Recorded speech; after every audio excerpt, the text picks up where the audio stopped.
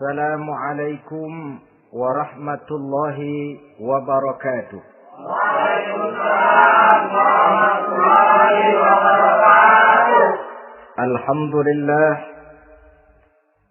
Alhamdulillahil jabbaril qahhar, al-azizil ghaffar, khaliqil jannati wan nar. Wassalatu wassalamu ala sayyidina wa maulana Muhammadinil Mukhtar wa ala alihi wa ashabihil adhar. Amma ba'du. Saudara-saudara kaum muslimin rahimakumullah. Pada pertemuan kali ini kita akan membicarakan tentang neraka dan calon-calon penghuninya. Sesungguhnya kalau kita bicara tentang neraka, artinya kita bicara tentang akhirat. Dan kalau kita bicara tentang akhirat, kita bicara tentang alam gaib yang merupakan salah satu dari rukun iman yang 6, percaya kepada alam gaib. Kalau sudah bicara alam gaib, maka ini di luar batas kemampuan nilai-nilai ilmiah dan di luar batas kemampuan renungan filsafat. Ilmu pengetahuan akan buntu kalau sudah membicarakan alam gaib. Artinya, kehidupan di akhirat itu tidak bisa diteliti secara ilmiah. Filsafat pun akan ngambang kalau sudah membicarakan kehidupan di alam gaib. Karena itu kalau kita kembali kepada logika, jika kita ingin mengerti tentang caranya membuat bangku, kita pergi ke tukang bangku dan bertanya kepadanya. Kita ingin mengerti cara membuat mobil, kita pergi ke tukang mobil, ke bengkel mobil dan bertanya kepada ahlinya. Pun dalam urusan alam gaib, sudah sewajarnya kita kembali kepada penjelasan dari Sang Pencipta alam gaib, yakni Allah Subhanahu wa ta'ala. Dan melalui kitabullah Al-Quranul Karim, Allah telah menjelaskan masalah-masalah gaib berupa kehidupan di surga dan neraka itu secara jelas dan pasti. Dengan kata lain, di dalam membicarakan tentang neraka ini, yang menjadi dasar daripada pemikiran kita adalah rasa iman kepada Allah Subhanahu wa ta'ala. Karena soal neraka tidak pernah bisa dibuktikan dengan ilmu pengetahuan. Tidak bisa diselidiki sebab orang yang sudah pulang ke sana pun tidak pernah kembali lagi kemari untuk kita tanya bagaimana hal ihwal keadaan di sana. Saudara-saudara kaum muslimin rahimakumullah. Neraka dalam istilah Quran selalu disebut dengan narun,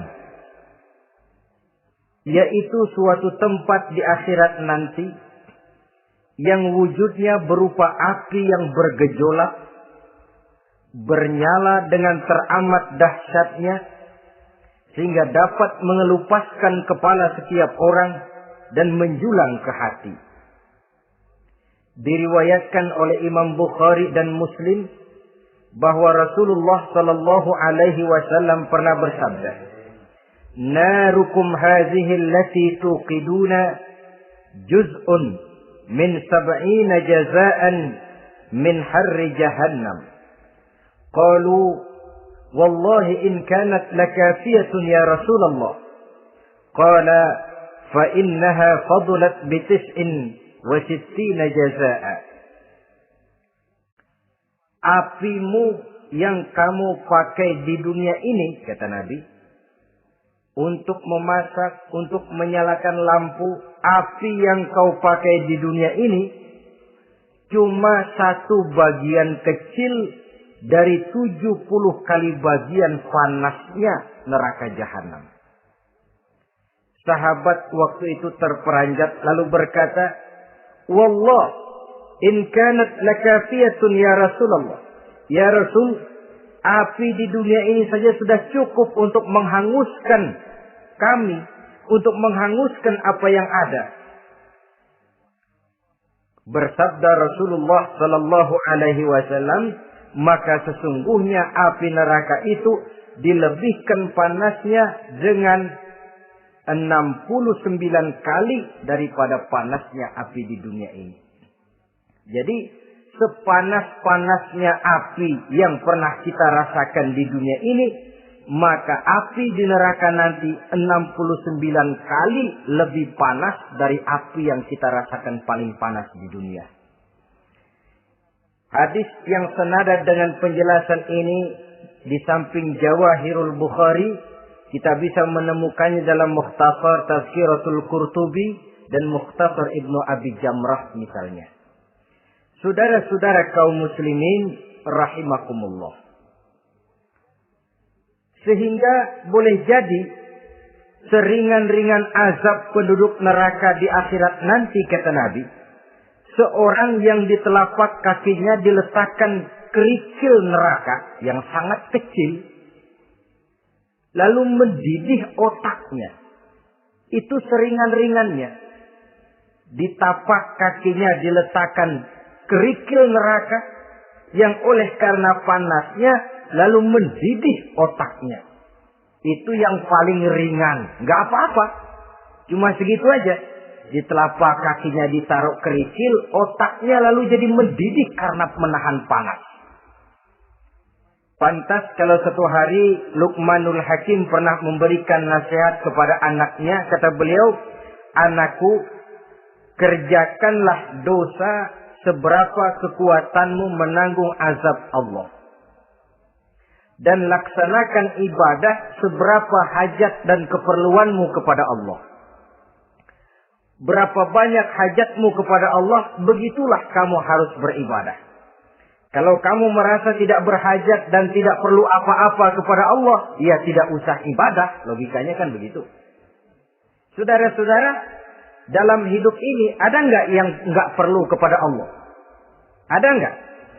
Seluruh kita memerlukan Allah. Karena itu Luqman betul dengan bahasa diplomatis. Anakku, kerjakan ibadah seberapa hajatmu kepada Allah. Makin banyak hajatmu kepada Allah, makin banyak hendaknya kamu melaksanakan ibadah.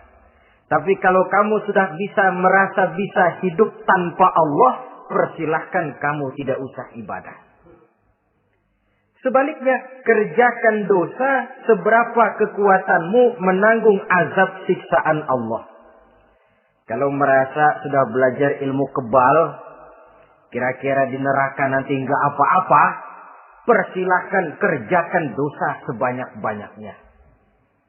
Tapi kalau masih berpikir, gua mah jangan dibakar di neraka, nginjek puntung rokok, gua lompat.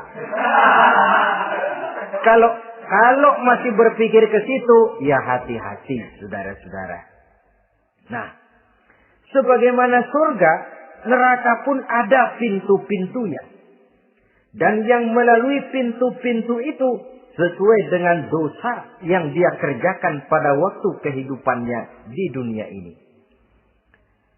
Jadi setelah manusia diadili, mereka kumpul di padang mahsyar beramai-ramai.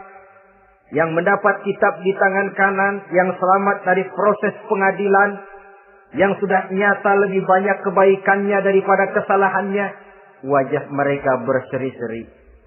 Tapi yang rapotnya merah, yang timbangannya lebih banyak kejahatannya, mereka mukanya udah pada gulem.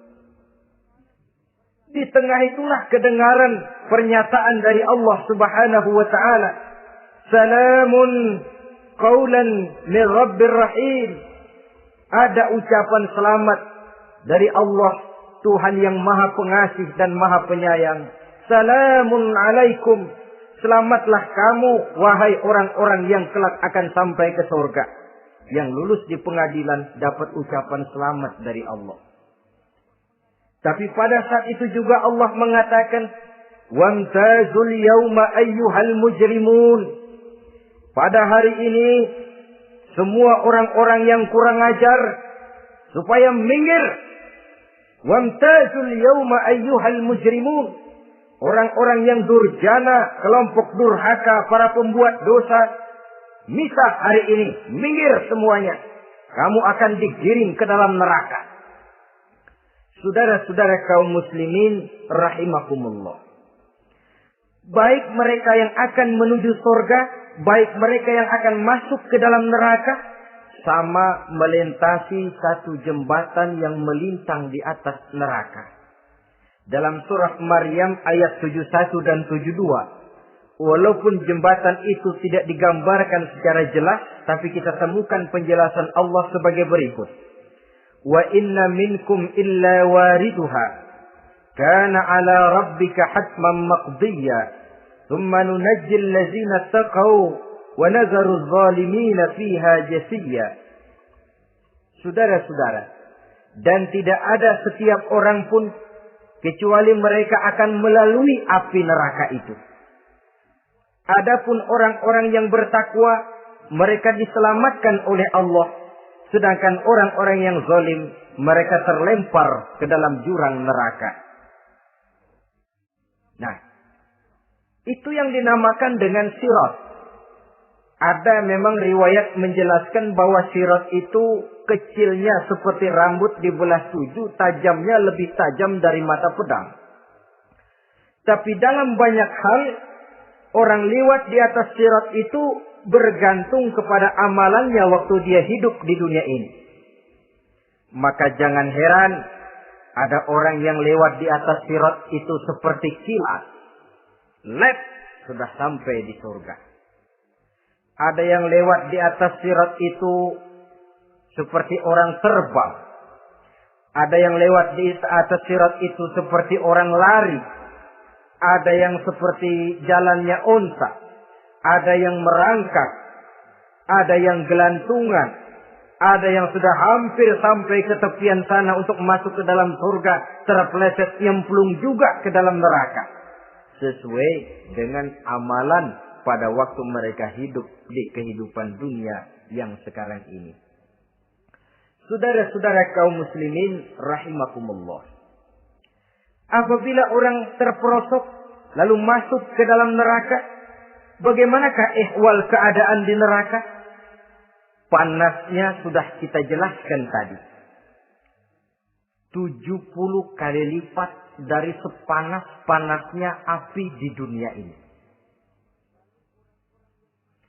Lalu orang-orang yang masuk ke dalam neraka, mereka juga mendapat pakaian, makanan, minuman, perhiasan. Tapi makanannya, minumannya, perhiasannya lain dengan orang-orang yang sampai di surga. Mereka juga diberikan buah-buahan, sebab di neraka juga ada pohon. Namanya pohon zakum. Buahnya duri dari api. Dan itu yang akan jadi lalap makanannya orang-orang neraka. Di dalam surah As-Saffat ayat 64-65 Allah Subhanahu wa taala menjelaskan, "Innaha sajaratun takhruju fi aslil jahim, tal'uha ka'annahu ru'usus sayatin."